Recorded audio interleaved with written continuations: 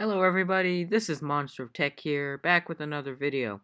And today's video is the iPhone 11 unboxing. So this is the 2018 5.8-inch iPhone model. This is not the iPhone 10 from 2017, this is the new iPhone. So I got it before they even announced it, months before they announced it. So this is very cool. I'm very excited that I got a hold of this. So, um, let's get it open, I guess. So, lifting the cover, as always, there's a design by Apple in California paperwork. So it just got your basic documentation. Um, that's it, and Apple stickers. So let's lift that out of the way, and there is the new iPhone 11. So I got the black finish. So it has black glass and black bezel, as always. Stainless steel band and the screen, and then they have a new connector too. I'll get into that later in just a second. So let's move that out of the way, and then let's get to the accessories. So the first thing out of the box is the ear pods. So unlike last year, they put a headphone jack on this. So now you can connect headphone jacks again to this. Once again, that's really cool. Really nice of Apple to do that. Personally, I use Bluetooth, but some people still use headphone jack. So let me just unwrap the ear pods. Okay, there we go. Unwrap for you. And then under that is the 30-pin connector. So they have switched from Lightning to 30-pin again. So you have to buy adapters for your Lightning headphones to work now. Um, and it's not reversible anymore. You have to plug it in the right way. It's kind of like micro USB. Um, and then it's got a regular USB instead USB-C, and then below that we have a USB power adapter. So, um, let's take a look at the phone again. Um, Here it is, stainless steel band, glass back. As always, although this does not have wireless charging anymore.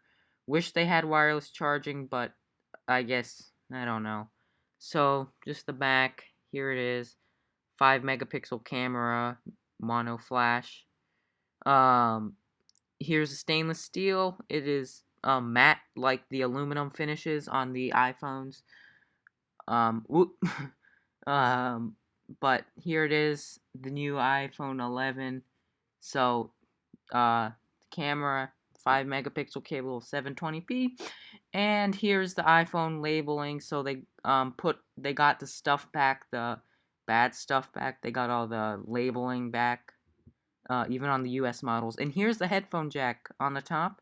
Very nice of them to include that. And then we have volume switch, volume up and down, and mute slider. And then we have the 30-pin connector and a microphone and a speaker in the grills. And then this side has basically nothing except for a SIM card slot that you can just put a little paper clip in and put it in. And then let's just bring it to the front again. So here it is, the front. 3.5-inch screen on the front, and then we have a home button again, bezels, a VGA front-facing camera right there, and then right next to it is a headpiece for your phone calls. So this is no longer stereo speakers, it's just the bottom speaker, so it can still be easily muffled. So here it is. I set up the iOS on this now. So let's just turn it on. It has iOS 12 on it now. So here it is. Here's a swipe to unlock right here. So they brought back older features. So here it is. Really snappy. I preloaded some apps onto it from an iCloud backup. So this is going to be really fast. It has the A4 chip. So you'll be able to play your games of Snake and some older games really breeze. It's really going to be a breeze. But the newer titles, they might be a little hiccupy on it. So that's one thing to bear in mind with the new iPhone. So here is the display. It's a Retina IPS LED display, so no longer OLED. So, and then it's no longer OLED, so it has a backlight again. So that might be good or bad. It might have better colors, and I don't think it's a P3 panel anymore. So it's okay. I mean, but it's really nice to hold. And then below that's the home button. It's the older home button, so it's no longer the Touch ID home button anymore.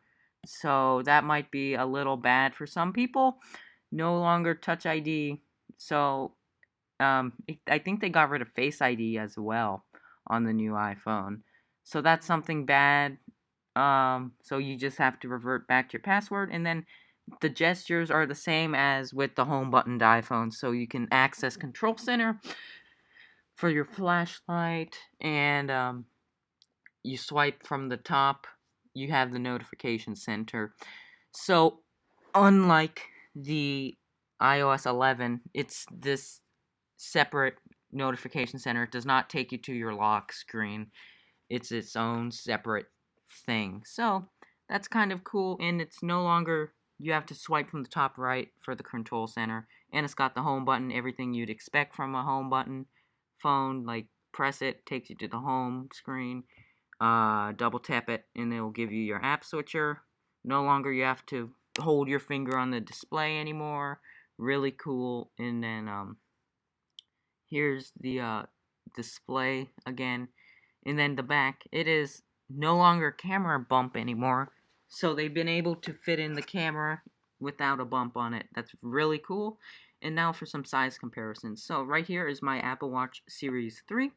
This is the space black one. So it's a 42 millimeter model. So let me just take it off. Okay, there it is right here. And then you can kind of see size comparisons. If you do not have an Apple Watch though, there's another thing I can compare it to. Let me just grab my AirPod case. Hold on, let me just grab it, find it. So there it is.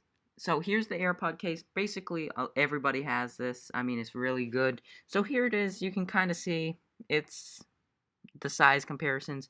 So it's certainly not as big as the iPhone 10 from last year. So it's a little smaller, but it is really nice that they have a smaller form factor, kind of like an iPhone SE too, except it's a flagship phone now. So let me get these out of the way. So what is this phone for? Who's this phone for? This is for the people who like iPhones, but they don't want to learn the swipe gestures. So this phone is basically for the people who like the home button gestures.